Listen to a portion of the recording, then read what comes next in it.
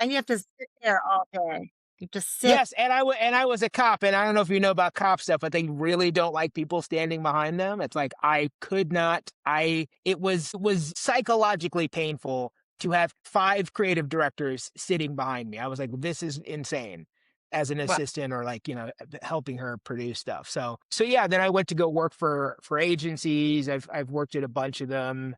And that's when I Um met. That's when I met Rick.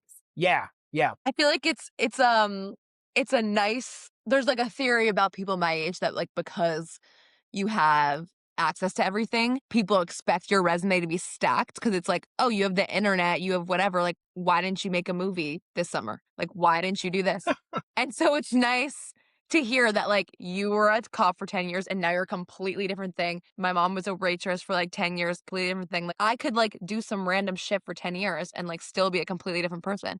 And You people, like absolutely can. and, like, I feel like that's, like, yes, but, like, people my age, like, really don't understand that, I don't think. Like, my school has this thing called co-op, so, like, everyone works for 6 months twice during their year. So people are very business oriented, and it's like, if you didn't get the co-op at Goldman Sachs, you're done for, your life is over, and, like, really everyone does believe that, like, it's such an intense thing. So I feel like this narrative of, like, you can do whatever the fuck is so needed. I mean, I would probably jump off a bridge if I didn't get the co-op at Goldman Sachs. If Goldman Sachs, if you're listening, if you hire me, I'll show up. I'll work for free. I just kind of like go in the directions that appeal to me and somehow end up having a job. I'm a director now. 10 years ago, if you were like, "You'll be a director," I would be like, what is a director? How do they even like? I don't know how any of that stuff works. Yeah. If you told me, it's you can't.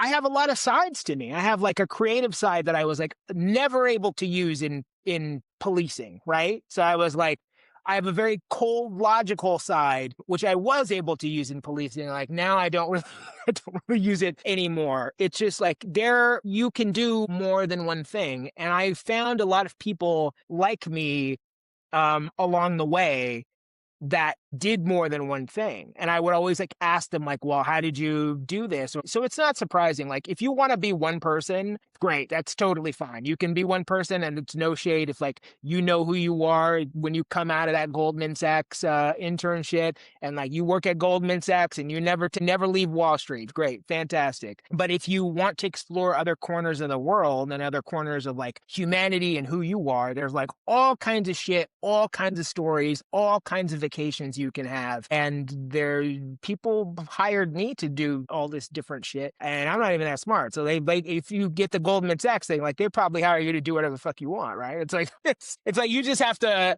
Kinda. want to be able to do it and willing to give up whatever you're doing to like pursue that thing, which a lot of people are not always willing to do that.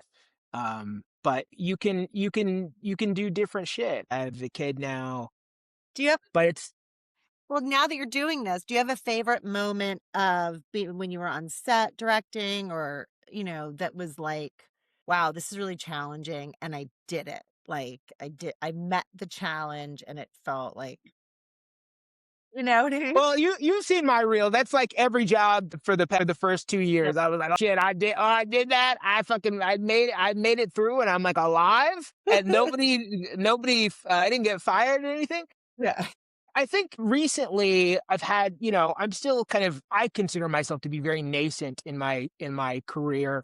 And there's still so much that I haven't done and want to do. But I think recently I've had, like in the last year or so, I've had a few experiences where I have like my people now, right? I have like my people. I have like my amazing script supervisor, Edie, who everybody in the business knows. I have like the cinematographer that I want. I have like my production guy that I stole from this elite director. I have like I have like all of my people who I've worked with, established relationships with, and like the synergy starts to kick in when they like know who you are. They know what you want. They know how you work. And they all want to truly collaborate in this process with you. And I think it's like, it sounds corny, but it's like, it's pretty powerful and magical because you feel supported by people who are incredible at their job and have so much amazing experience and talent and passion for their profession. And they're working with you, for you, to get this thing, to get your thing done. It's like, what is better than that? The only thing better than that is having a baby, I guess. I don't know. So I think that that's kind of, those are some of the rewards that I've been feeling from Yeah. my time in the profession. It's great. And then, like, you know, the work comes out and it's like good enough and it's on TV and like the paycheck shows up and that's great. But like the real reward where it was the friends we made along the way, right? It's It's like a real group. It's an ensemble art. It really is. It's yeah. about the community. Community. Yeah, I was like at the DGA sometime like a while ago, and I was there to like, I don't know, I think I was there to see like one battle or something like that.